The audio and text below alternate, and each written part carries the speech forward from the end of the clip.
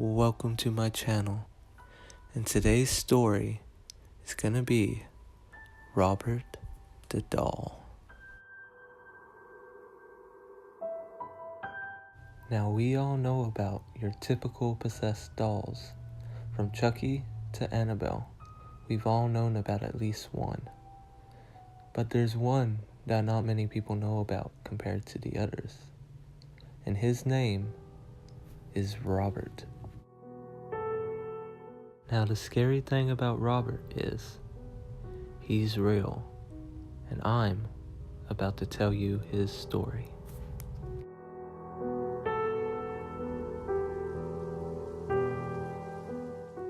In the late 1800s, Thomas Otto and his family moved into a mansion at the corner of Eaton and Simonton Streets in Key West, Florida, now known as the Artist House. The Ottos were known to be stern with their servants, sometimes even mistreating them. It was the treatment of one such Haitian servant that provides a twist in this story.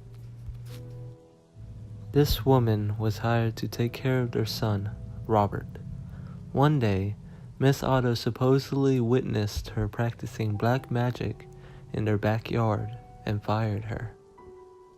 Before she left, the woman gave Robert a lifelike doll which stood 3 feet tall, had buttons for eyes, human hair, believed to be Robert's, and was filled with straw. Now, dolls that resembled children were not unheard of during this time, but this one proved to be special. Robert named the doll after himself and often dressed it in his clothes. Robert the doll became a trustworthy companion. He took it with him on shopping trips in the town. The doll had a seat at the dinner table where Robert would sneak it bites of food when his parents weren't looking. Robert would even be tucked into bed with the boy at night. Soon, this innocent relationship took on a strange nature.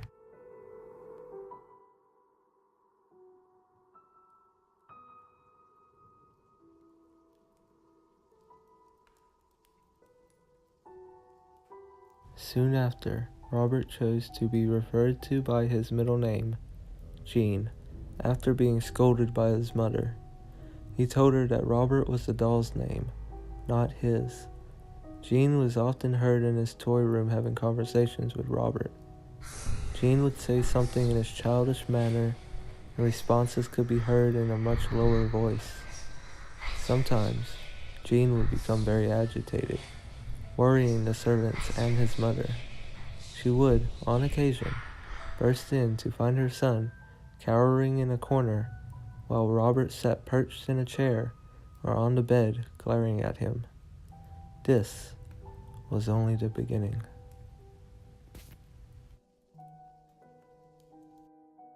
Household objects would be thrown across the room. Jean's toys turned up mutilated, and giggling could be heard.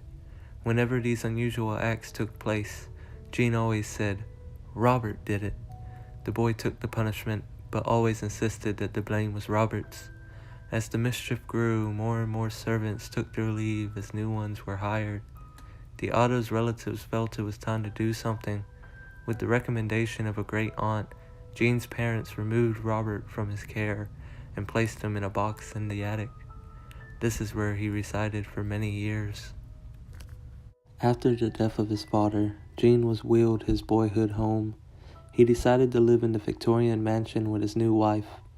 Jean had become an artist and felt the house was spacious and would provide a place for him to paint. He went to the attic and dusted off his childhood toy. He became attached to the doll, despite his wife's displeasure. Jean would take the doll along with them everywhere they went. He even sat in his favorite little chair while Jean and his wife slept nearby. The Tourette room became Robert's domain after Miss Otto moved him back to the attic. Their marriage slowly became sour until Miss Otto supposedly went insane and died of unknown reasons. Jean followed soon behind. Robert supposedly attacked people, sometimes even locking them in the attic. People who passed by claimed to hear evil laughter coming from the Tourette room. For some time, Robert remained in the empty house by himself until a new family purchased the mansion and restored it. The doll was once again moved to the attic. This pleased it as much as the last time. The doll was often found throughout the house.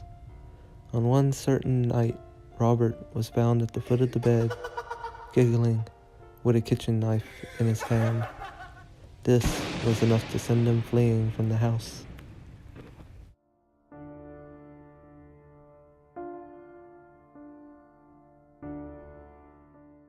Robert was later moved to the East Martello Museum in Key West, where he sits perched in a glass box.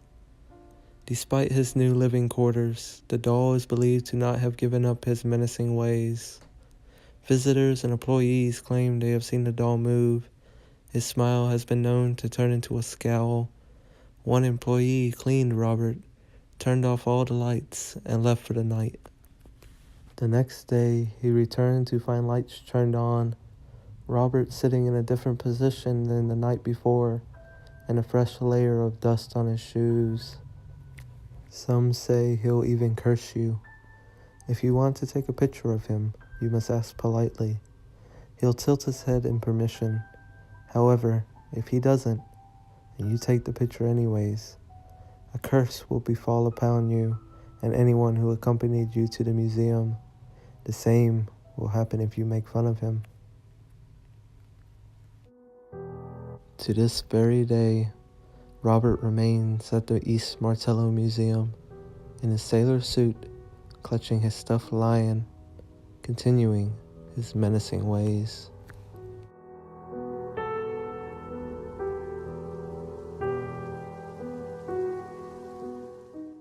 Now, I quite enjoyed this story, and it's even better knowing that it's real.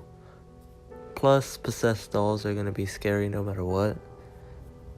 But I do wish that there was more to the whole story, and I feel possessed dolls have been so played out that it's not as creepy as it could be. So, because of that, I'm giving this story 3 copies of The Revenge of Robert on DVD out of 5. Anyways, I hope you enjoyed, and if you did, be sure to like and subscribe for more stories and theories.